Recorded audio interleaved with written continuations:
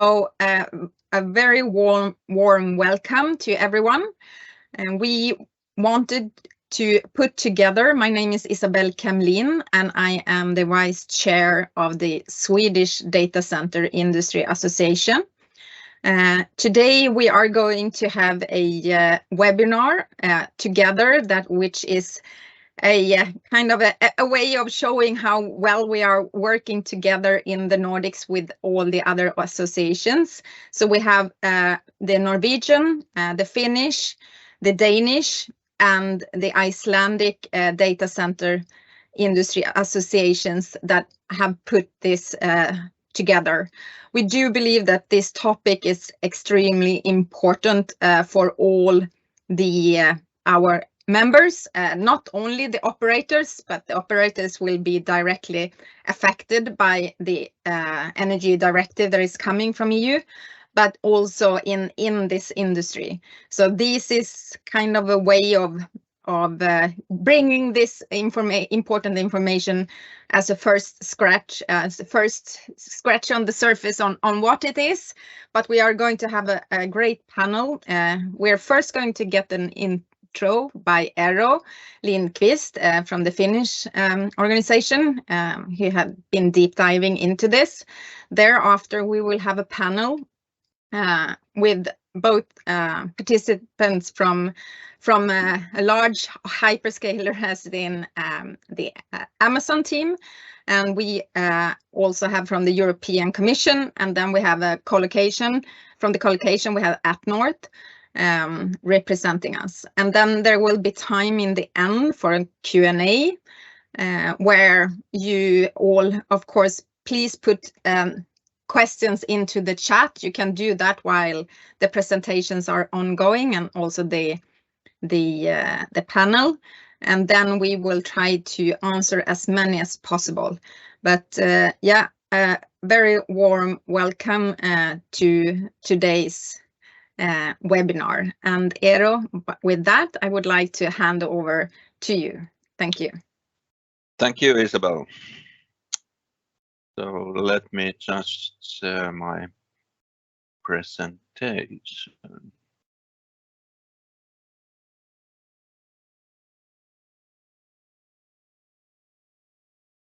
Can you see it now? Yes, maybe you can put it on full screen. It is full screen. On your end. Yeah. Maybe presenter mode. Yeah, presenter mode. It is in presenter mode. Maybe I should. If you have two screens, maybe the one you have to move it over. Yeah. But I will make it a bit different.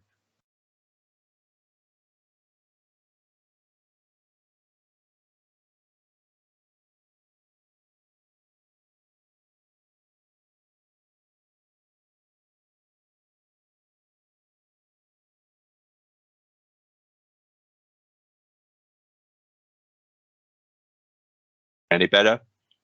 Perfect. Good. Okay, so I have a short presentation, and I'm going to do a quick summary how the Energy Efficiency Directive recast is going to affect the data center industry. So if you have any questions, type them into the chat and we'll try to answer them afterwards. So in March, a political agreement on EED was achieved by Parliament, Council and Commission, and that EED text was approved then by the industry and research committee in end of April, and now you can say that the final policing of that directive is ongoing, and probably it will be approved by EU Parliament, maybe next month, maybe in August, but it's anyway coming. And this presentation that I have, it's based on that ITRE approved version of the document, and also on the workshop reports from the consultants that the EU Commission has commissioned to work on the directive. So EED is, let's say, a very big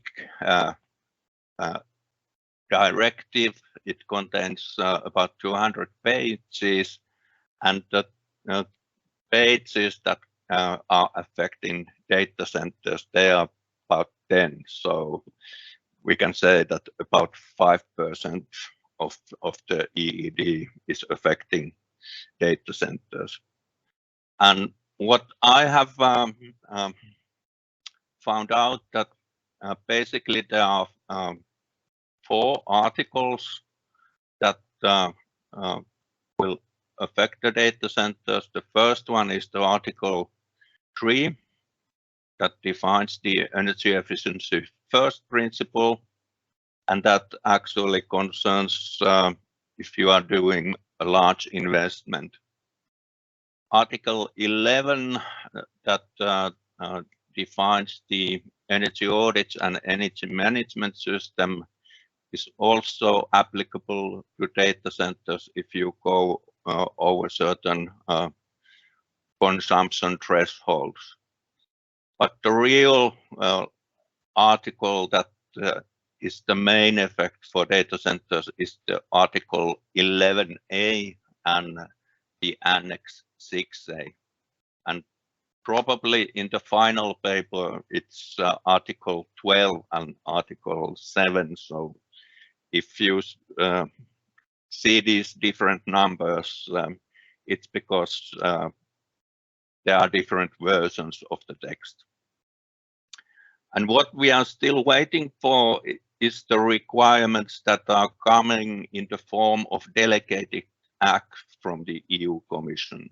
And those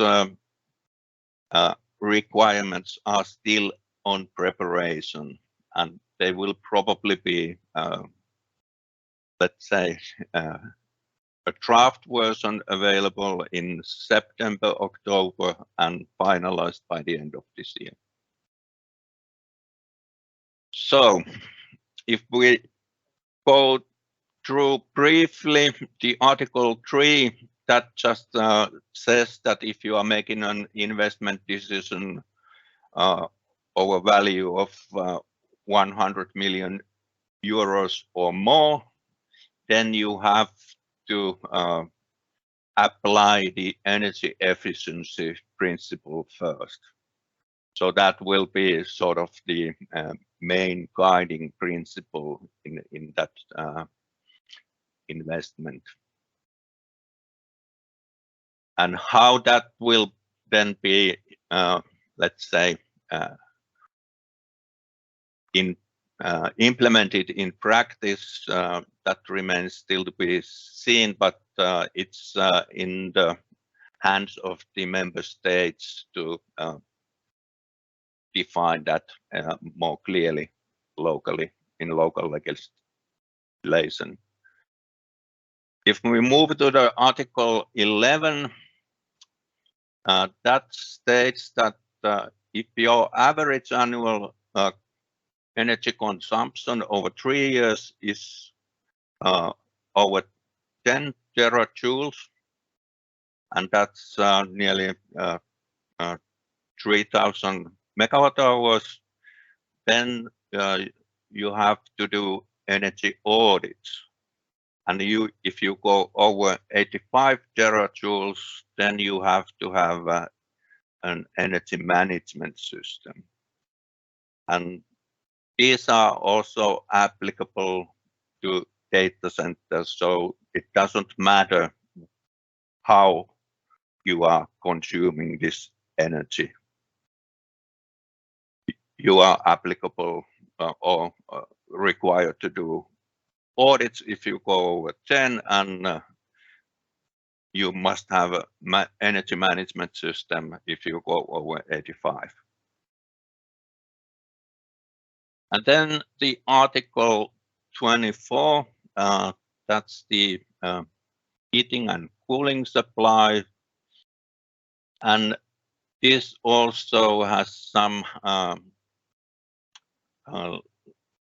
requirements concerning data centers. So if your total rated energy input is exceeding 1 megawatt, then the default is that you must utilize the waste heat or other waste heat recovery application unless you can show that it's not technically or economically feasible. So the default is that you should use the waste heat. And this applies, of course, to new data centers, or if you are substantially refurbishing an existing data center. And the final one is then this Article 11A that talks only about the data centers. And by May 15th next year, and after that every year, the data center owners and operators are required to report certain things to the EU Commission. And the threshold for reporting is defined at 500 kV of installed IT power demand. So you can think of it as the equipment, the sum of equipment nameplate power, or maybe your, let's say, UPS power that you have installed for IT equipment. In any case, there will be this guidance document that explains how this is going to be applied. This reporting requirement doesn't compel data centers that are used for defense purposes or civil protection to report information, and also information that is considered by the national or EU laws as trade and business secrets or are confidential. So there are some, let's say, exceptions to these requirements. But in any case, a lot of data needs to be reported. And this data will be then published in a public database that is available on aggregated level for public. And the first round is actually coming pretty soon. So that's, I would say, why you have to be awake and ready for this. So you have to report this data from the current year by May 15th next year. And after that, every year. Of course, certain information will, let's say, be permanent in the database. So you have to just report the data that is new or modified. And by May 15th, 25, the Commission shall have assessed the energy efficiency on data centers and will submit a report to the Parliament and Council, and that report shall be accompanied by a proposal on further measures to improve the energy efficiency, including minimum performance standards. So after next year, you can expect that this will get tighter. You get more requirements, maybe more reporting requirements. The threshold may change. So we are just starting a journey. First assessing what is the situation, and then planning and deciding how are we going to improve the energy efficiency in data centers. So this is what the Annex 6 actually contains. So this is the minimum information that will be reported, and the delegated act will then, let's say, provide more details and maybe some additional requirements concerning the reporting.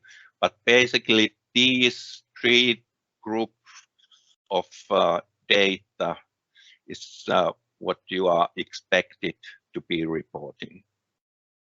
And the consultant work has been going on, and basically their proposal from the spring looks this. So you have the building information block that basically contains the data center name or ID, location, what type of data center it is. Is it a standalone building or enclosed on a larger building, etc. Then you have this domain of control. So depending what type of data center operator you are controlling some or maybe all of these areas. And on the operational side, you have to report the redundancy levels and also the modular steps on the capacity, number of racks, and the rated electrical load. And then there are some key performance indicators. Those are mainly the energy consumption, ICT capacity in some form, and its utilization, and some ancillary metrics. And on the energy side, you have to report the total consumed electricity or energy, and how much of that is the IT portion, and also if or how much of the total energy consumption is coming from the backup generator. So that has to be also reported. And if the data center is providing some functions towards the electrical grid, that is also something that needs to be reported. These are the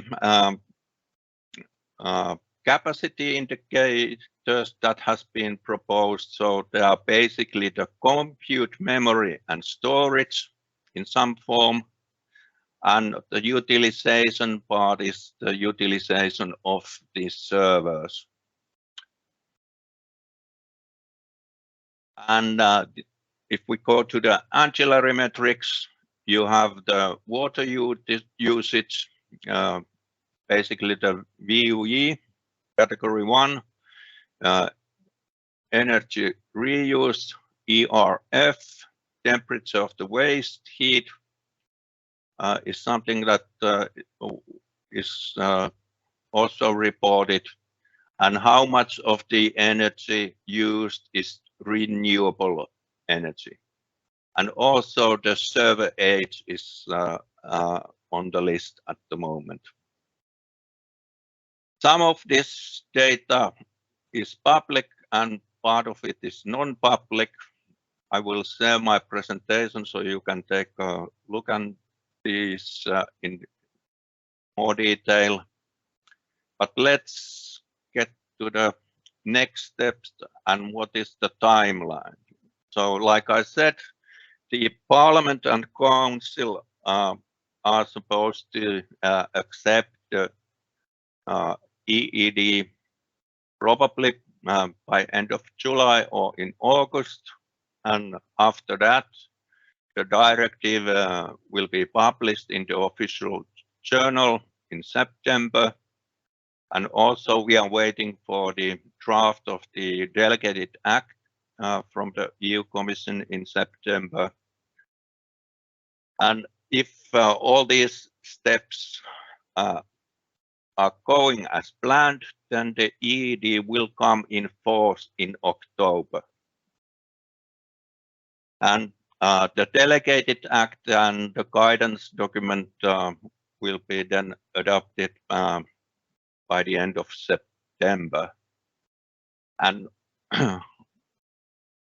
during that time and the first Q in next year, the Commission is preparing the reporting platform, and it should be beta tested and delivered in March. So you can start probably do some testing in April next year. And the first reporting round should be then concluded by 15th of May. And by the end of June next year, that reporting database shall be publicly available.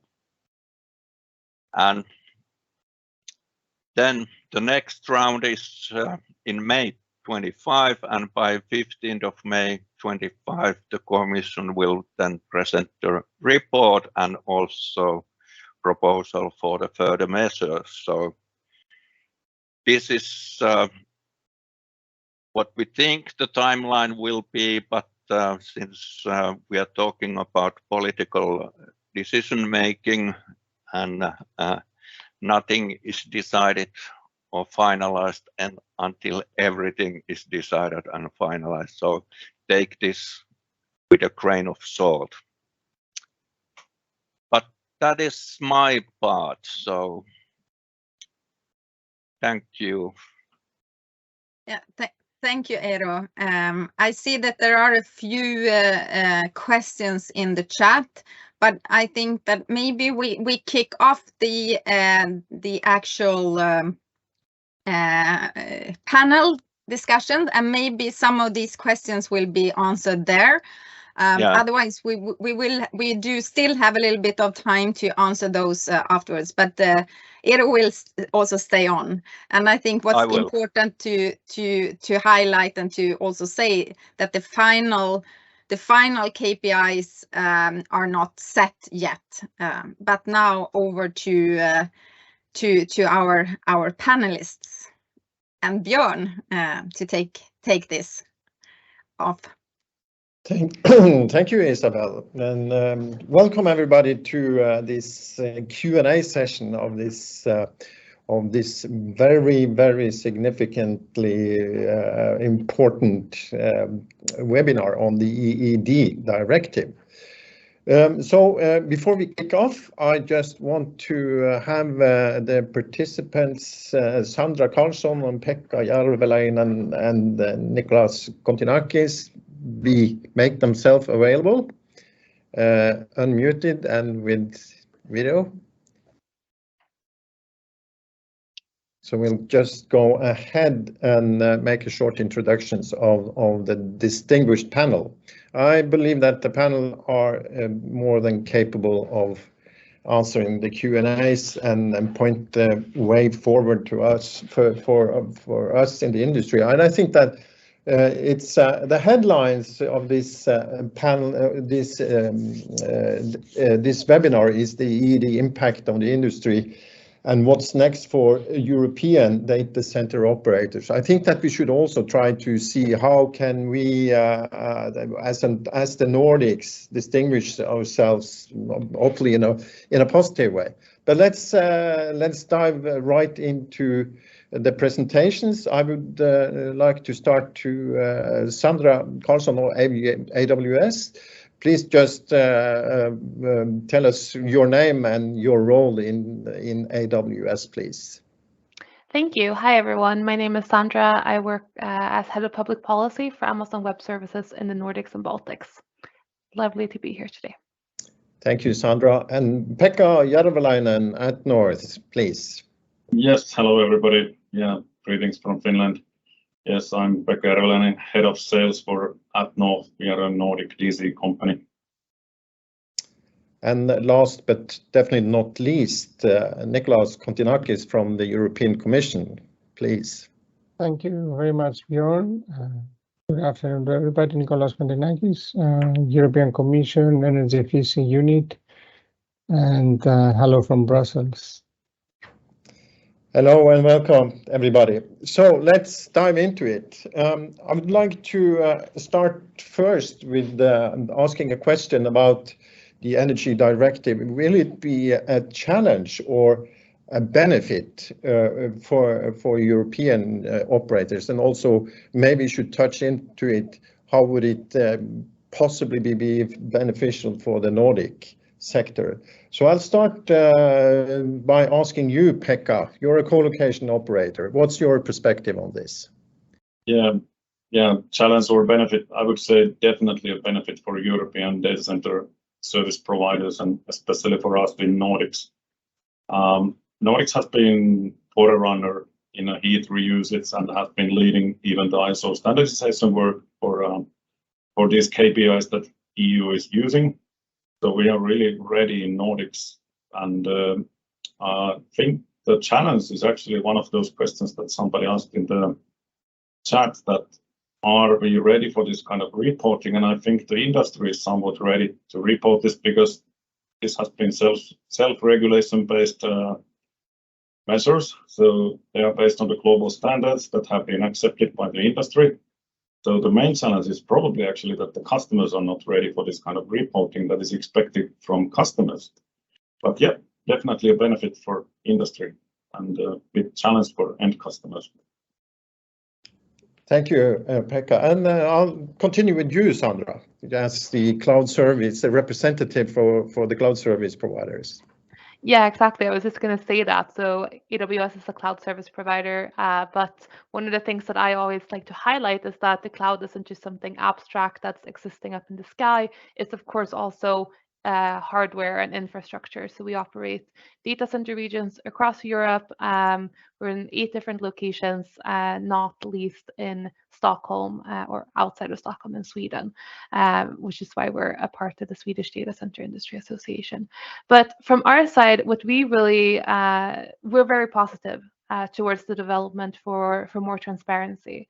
And this will be a really good development for the industry.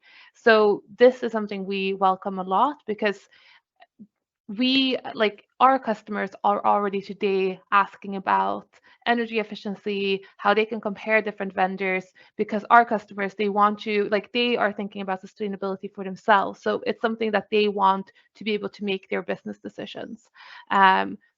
We already have studies on this, but there we're comparing our infrastructure to kind of the average European enterprise data center. And those studies show that we are significantly more energy efficient, 5 times more energy efficient. But I think it will be a benefit to the whole industry to have standardized ways of measuring it. And also it will help the end customer to be able to compare more easily. So this, I think, is a benefit. Thank you. Let's jump over to the next question. It's the energy threshold, which is currently set to 500 kilowatts or 0.5 megawatts. how will that impact the industry? In my mind, there is a lot of IT law that will be basically under the radar, that will fall under the radar and not discovered, or where this regulation will not be imposed. So I like to jump right to you, Niklaus, from the EU Commission perspective. What's your reasoning behind this, and how do you regard this? Yeah, thank you, Björn. I mean, practically, if you share a proposal, I mean, initially the Commission had no opinion about that. I mean, we were very open to explore what could be the threshold, because there was no supporting evidence that would really say one or the other threshold would be better. At some point, the 100 kilowatt threshold was floated by the Parliament or several stakeholders, but the political process ended up in the 500. Now, there, I think, also hides a balancing act. One thing is, as you say, that of course we also expect that the 500 kilowatt will leave, let's say, out of the radar. I don't know. One could say even. I mean, certainly the majority of energy consumption that data centers, strictly speaking, are responsible for, right? I mean, we know that there are thousands of installations smaller than 500 kilowatts that won't be part of this reporting.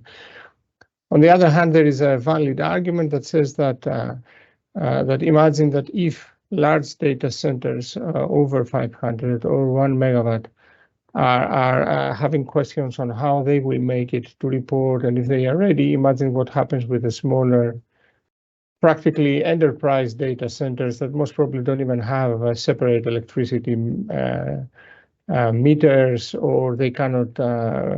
I mean, they would have just to guess how much of the cooling of the building goes to the data, to the room, etc., etc. Now, that's not an excuse, but we understand this was the political, let's say, agreement, the balance that was hit. In any case, in the next year, we think if necessary, and if this reporting scheme goes well, we might revisit and say, okay, let's try to lower a bit the threshold. Now that the industry is more aware, people are more ready, and most probably even smaller data centers are ready to enter this landscape, let's say, of reporting, of more transparency, etc., etc. Okay, thank you. Sandra, do you mind just commenting on that from your perspective?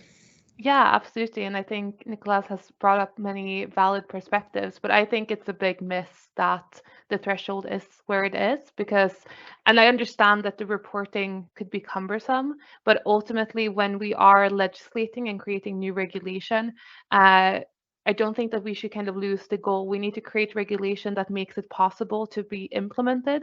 So if it is difficult to implement, and that's the reason for smaller providers not to kind of be a part of it from the beginning, then I think we're losing the goal, which is about energy efficiency. And when we're talking about where the most or the least energy efficient data centers or servers are, it's rarely in the really big data centers, because we are working very, very hard to keep our data centers as energy efficient as possible. Like I said before, we're 5 times more energy efficient than the average data center or at European companies. So we're kind of losing the actual companies that are not as efficient.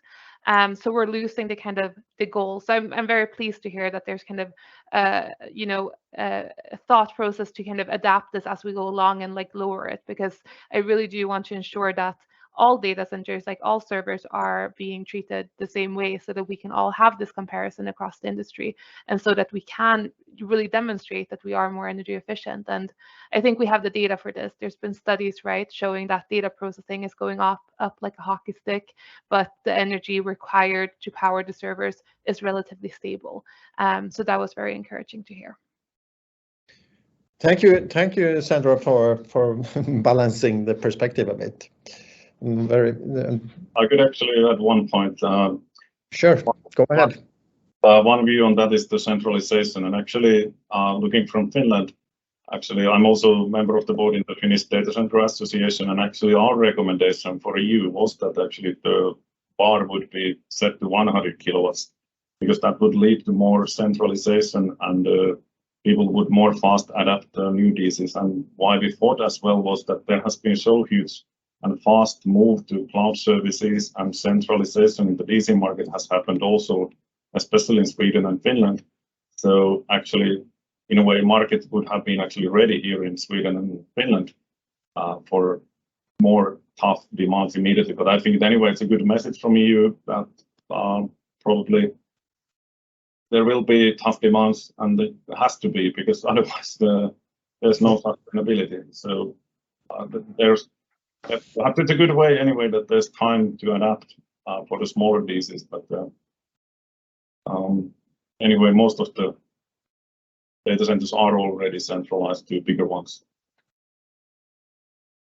Yes. While you're on the roll, Pekka, why don't you continue with the next, answering the next question from your view? So what are the, if you should mention, you probably have a handful of arguments for and against, and what would you highlight as probably let's start with the benefits for the industry. Yeah, of course, in a way, there are bad guys and good guys in the industry. So those who are good guys, they can show it concretely that we are the good guys. So we have done the homework. So we follow the EED directive, and then in a way, I really hope that at some point there would be like star rating of data centers, so that it's very easy for customers to spot that where should I put my data. That there's like 5-star DCs or 1-star DCs, but there's no consensus on the market yet. What is the global star rating of data centers? But I think it's clearly a benefit for those who are leaders. Okay, but if you, I assume that you consider yourself to be one of the good guys. Yeah, speaking highly of them. So would you describe it as a walk in the park for you at North to enter into the regime? Not walk in the park, but we have had to be doing our homework for years. So it's not that it happens just by click of a button. So this is physical thing. So what Sandra actually said, that the cloud is actually somewhere in a physical place. And data centers are a physical thing. It takes years to actually make big changes, major changes. So luckily the industry has been starting already 10, 12 years ago with the global standardization work. So all the metering has been agreed already 10 years ago. Otherwise this wouldn't be possible. And therefore I think, yeah, the good guys are ready. But then the challenge, what Björn asked, challenge is really the customers. So actually EU is expecting extensive asset data from the customers, a number of CPUs, number of servers, and I'm 100% sure that 50% of the companies don't have a clue what they have in the data centers. But Sandra, you have a clue what's in your data center. So let's have your perspective on the benefits and challenges seen from you as a cloud service provider. In terms of implementing these, yes, or yeah. No, but I think that what's beneficial is that we'll have standardized ways of measuring, right? So that we're all kind of talking in the same way. Then one difficult thing for us in the whole process has been where the line is between the transparency that's needed to make, to drive energy efficiency, and for customers and the industry to be more transparent about that, and where the line is to be drawn with proprietary information, which we can't just, like when it comes to like the data, the amount of data that's being transferred and stuff like that, that ultimately can be very much related to the size of our business, which we can't share however we want because we're a publicly traded company. So that's been a challenge, but I understand that from where it's landed, there's been some positive developments on that in terms of just ensuring that you're balancing these two. So I think the main benefits are transparency. The challenge I seen some people have raised this here in the chat as well is probably the timelines as well, right? How you implement these things to be able to report it in the right way. So yeah, a mix, but I think ultimately the industry will be able to get there and will be able to do it, right? So more benefits than anything else from our side. Just throwing you into the mix, Nicholas, from the regulatory side. Do you agree with the perspectives from the players, or is your perspective somewhat different? No, I think we don't have any different perspective. I mean, yeah, and the reason for that is very simple. I mean, we are trying to make something that is workable for all and it makes sense, right? Not something that we find good for our own sake. And in that sense, we also see that it could be, I mean, one of the challenges, of course, especially for collocation data centers, would be on how to gather the data from their customers, but there are a couple of ways of going around this problem. One is, of course, to and not one, maybe the only for the moment way is to allow for some transition period for collocation centers in order to fix this or to arrange this. I mean, we understand that in some cases it might need also the intervention of member states to adapt what is the legal framework of the contracts that operators have with their customers in terms of what you can ask your customers to give you as data, because sometimes it could even stumble into that customers are not obliged to give you this data. So that's something that obviously is something identified. The stakeholders have repeatedly expressed this reservation, and we're looking at that. Thank you. Okay, let's talk about something that I know that many people are considering as greenwashing, and it's the use of carbon credits when purchasing energy. So I think I'll start with you, Pekka. What's your perspective on that, and how will those be treated in future audits? Yeah, actually, in a way, that's a question for Nicholas. But anyway, so carbon offsetting is not that popular anymore among the customers. So actually, customers are now asking where does the actual energy come from. So we get very concrete demands for really approving where does the energy come from. So in a way, officially, economical point of view, carbon offsetting is a formal way of actually having sustainable service. You offset your carbon footprint, and the issue has been that it has been too cheap. So it has been actually really cheap to be officially 100%. Okay. But customers are now looking more for actual energy sources and green origin, and they seem to better now accept green origin certificates. But this is a big question because in a way, economical system accepts offsetting. So I don't know, Nicholas, how you see it from EU, that especially across the country borders. That yeah. Do you want to jump into Pekka's question, Nicholas? I'm not sure. I can provide an answer because I mean, this falls under a different discussion, you know, about how carbon offsets are used or not, and all these problems. I mean, in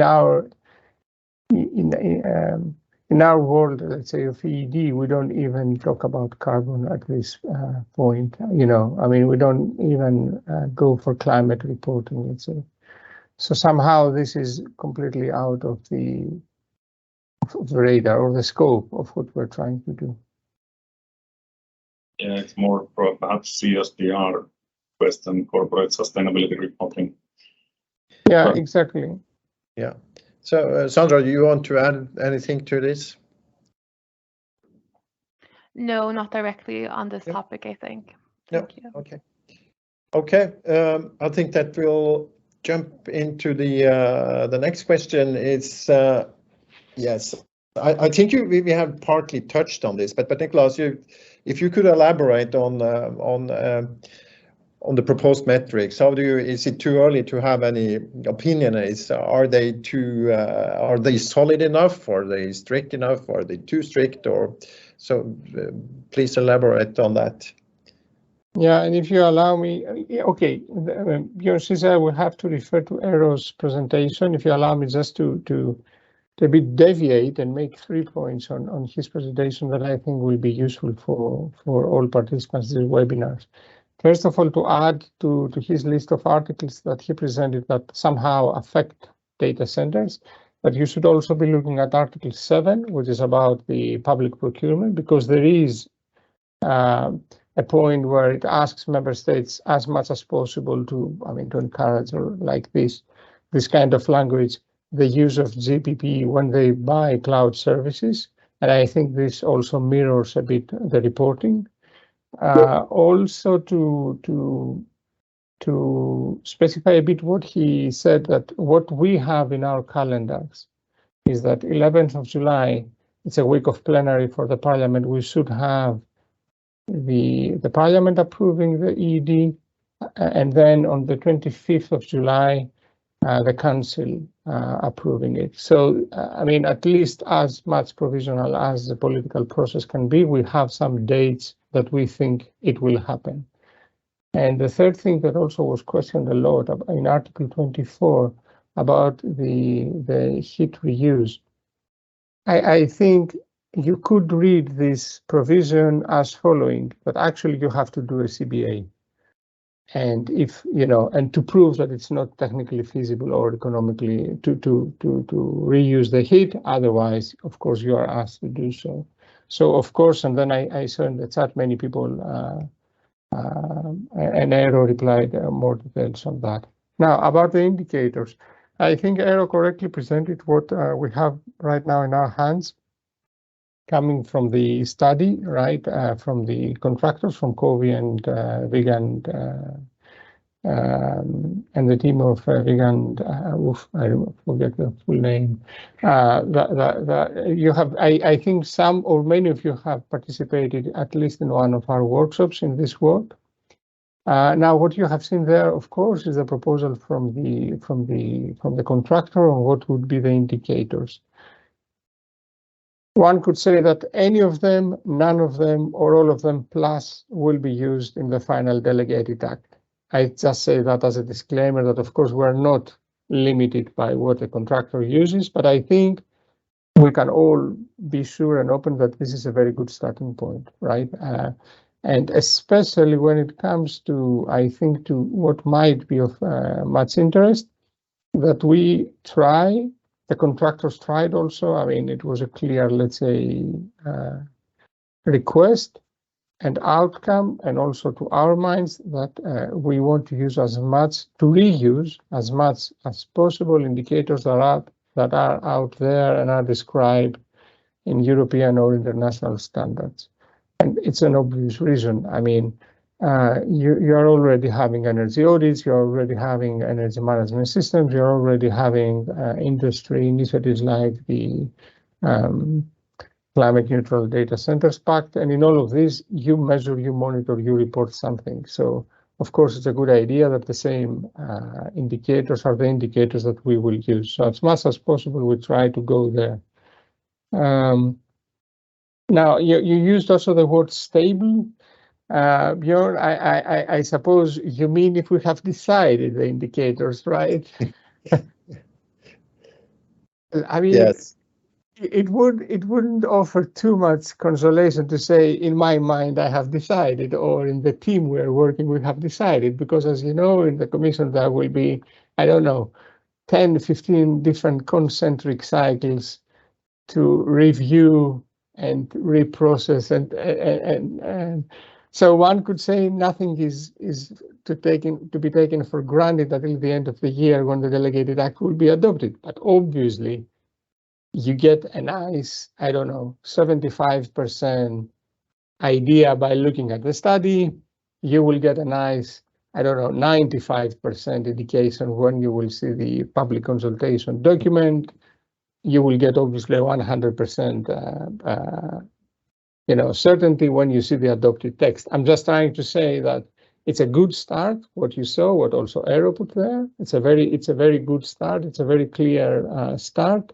But of course, someone could expect that a couple of things will be added, a couple of things will be removed, hopefully with very clear and useful criteria like workability, clarity, feasibility of monitoring, etc., etc. Oh, thank you for these clarifications. Very, very useful, Niklas. So I think that we're basically at the end of this Q&A or the Q&A session. So I would just like you guys to provide some closing remark, really short, before we head over to the questions and answers that are provided during this Q&A session. So Pekka, any final famous words? What would be the Nordics? What can we benefit in the Nordics from this? Yeah, definitely. Now we can show, actually, it will be public data that which DCs have done their homework. So definitely a benefit for Nordic countries. Thank you. And you, Sandra? Yeah, following on that, just the fact that there's more transparency will show that that we're doing what we can to be as energy efficient as possible as we're powering the green transition and the digital transition. Thank you, Sandra. And I will say thank you for a very good panel session, and I'll leave the microphone to Henrik that will take this Q&A from the delegates, from the participants further on. Thank you. Yes, thank you, Björn, and also thanks to the panelists. We've had some questions. We only have about 8 minutes left, so your answers to the few questions here will have to be quick and swift. We have had some questions with regard to the waste heat. For example, who is deciding whether it's correct when you argue as a data center that it's not economically or technically feasible to use the waste heat? Who is making that decision? And Eero has proposed an answer to that, but maybe you can elaborate on that question. And also there's a question, when is this going to be implemented? What date should you actually show that you are using, or explain why you're not using the waste heat? So maybe we can start with that. Anyone? I could give a couple of indications there. Yeah, thank you very much. I mean, one rule of the thumb about EED is that unless there is a different date or transposition deadline, everything has to be. I mean, there is a 2-year transposition period for the EED, so that gives some indication on when these provisions should be national law and be implemented, right? 2 years after October, I mean, of 2023, let's say that the EED will enter into force.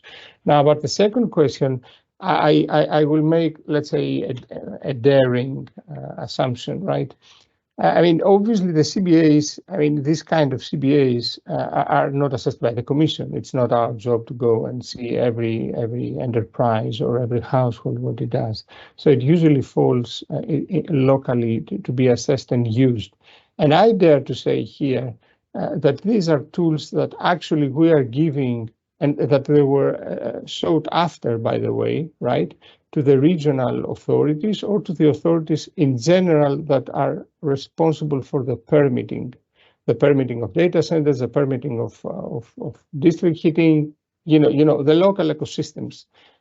And I think so why I'm daring, because I think that this is how it will end up, that exactly these local levels will have these tools in their hands to better design and better implement these things. You know, how, for example, a new data center can help the local district heating, or where the local district heating can find heat sources around it, for example.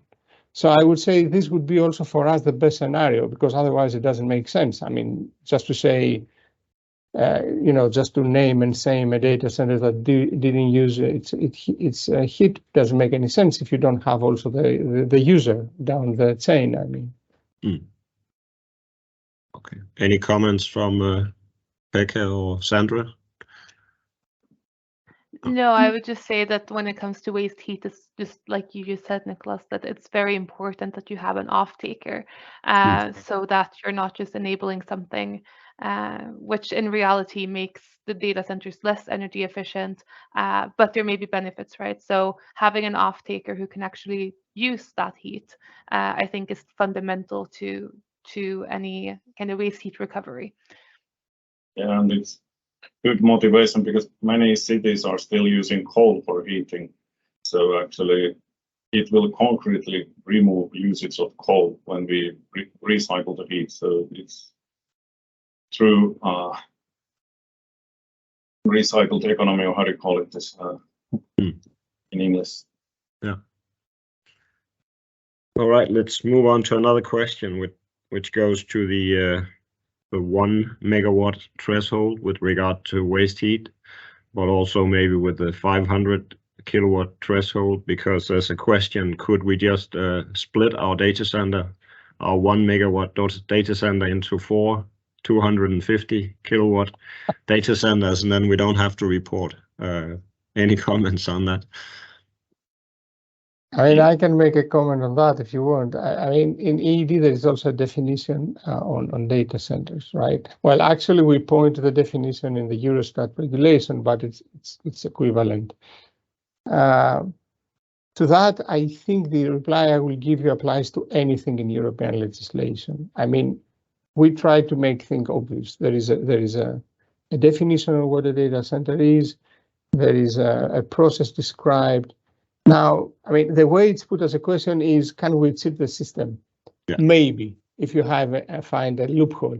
The thing is that, of course, then you are entering the zone where, for example, if the Commission receives a complaint, let's say, from a competitor or a citizen that says these guys are doing something that it's not proper, then, I mean, the idea is that we investigate, and if we think, yes, this stretched the legislation or whatever, or, I mean, he could go also to the national authorities. I'm not saying here they have necessarily to come to us.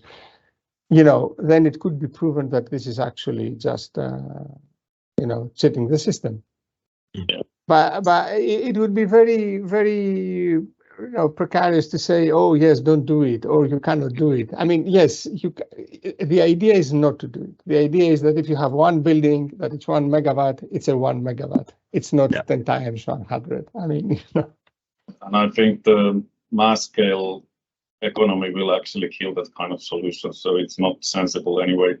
And also, by the way, in ISO standardization, in ISO 30134/1, there's definition of data center, and you can't easily go around it on site. So it'll give you a lot of other problems instead. So yeah, you will have maybe high power usage effectiveness if you split the DC to 4 separate DCs, and there will be other these benefits. And then the customers who are aware of this, many customers are now demanding data centers below 1.2 hour usage effectiveness. So will definitely not meet the demands.